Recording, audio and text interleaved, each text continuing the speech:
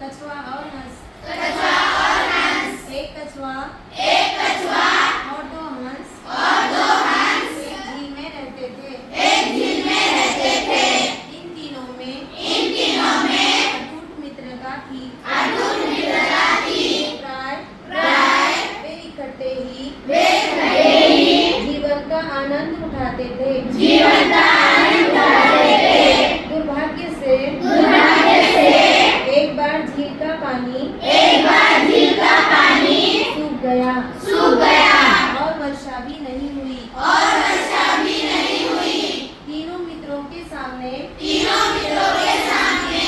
उस झील को छोड़कर किसी दूसरी झील को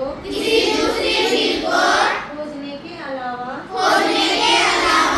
कोई चारा नहीं था। हंस सरलता से उड़कर जा सकते थे, किंतु कछुए को साथ ले जाना संभव नहीं था।